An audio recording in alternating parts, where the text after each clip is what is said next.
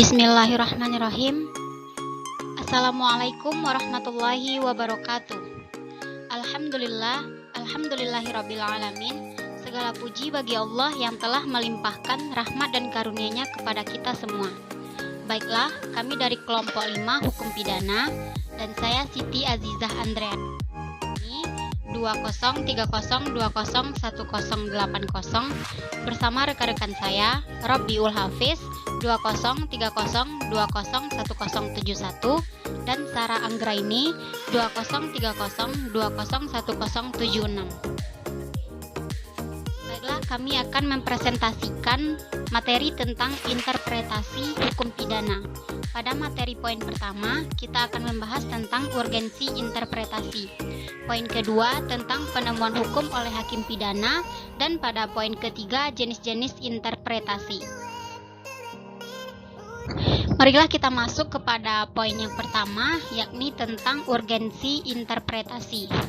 Dalam ilmu pengetahuan hukum, penafsiran hukum dianggap penting karena rumusan perundang-undangan tidak selalu lengkap, ambigu, dan kata-katanya belum terlalu jelas oleh undang-undang. Hakim diwajibkan melakukan penemuan hukum ketika menghadapi kasus-kasus real dalam menerapkan hukum. Hakim biasanya menggunakan penafsiran dan konstruksi.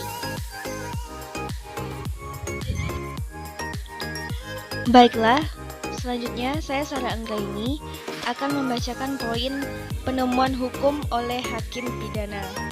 Yang dimaksud dengan rechtspinding atau penemuan hukum adalah proses pembentukan hukum oleh hakim aparat penegak hukum lainnya dalam penerapan peraturan hukum, ada peristiwa hukum yang konkret, dan hasil penemuan hukum yang menjadi dasar untuk mengambil keputusan. Jika terdapat kekosongan hukum atau aturannya tidak jelas, maka untuk mengatasinya diatur dalam pasal 27 Undang-Undang Nomor 14 Tahun 1970 yang menyebutkan hakim sebagai penegak hukum dan keadilan wajib menggali, mengikuti, dan memahami nilai-nilai hukum yang hidup dalam masyarakat.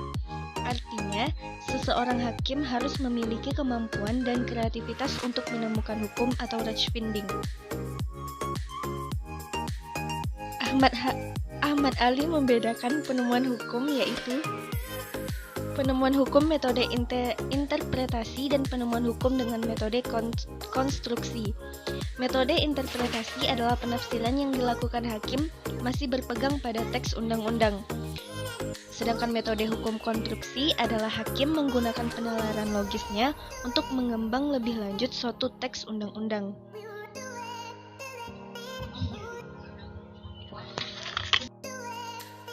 Baiklah, saya Robbiul Hafiz akan membacakan materi yaitu dalam metode penafsiran hukum dengan interpretasi. Yang termasuk dalamnya adalah yang pertama, metode subsumtif, memasukkan peristiwanya dalam peraturan perundang-undangan. Yang kedua, metode interpretasi formal, interpretasi otentik, atau disebut juga dengan penjelasan resmi yang diberikan undang-undang. Yang ketiga, interpretasi gramatikal, yaitu menafsirkan kata-kata dalam undang-undang sesuai kaidah hukum tata bahasa. Yang keempat, interpretasi historis, yaitu mengetahui pasti tujuan dibentuknya peraturan. Yang kelima, interpretasi sistematis, yaitu metode yang menafsirkan undang-undang sebagai bagian dari keseluruhan sistem undang-undang yang terkait.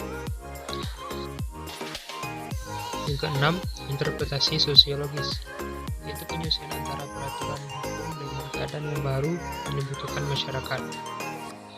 Yang ketujuh, interpretasi kooperatif, yaitu membandingkan antara dua atau lebih aturan hukum terhadap suatu peristiwa tertentu untuk diambil salah satu studi di antaranya yang memenuhi keadilan serta bermanfaatan dan berkepastian hukum. Yang kedelapan, interpretasi futuris, yang bisa disebut dengan antisiptif, yaitu pemecahan yang dilakukan dengan menggunakan peraturan-peraturan yang berlaku. Yang kesembilan, interpretasi restriktif, yaitu metode yang sifatnya membatasi. Yang kesepuluh, interpretasi ekstensif, yaitu penafsiran yang bersifat luas.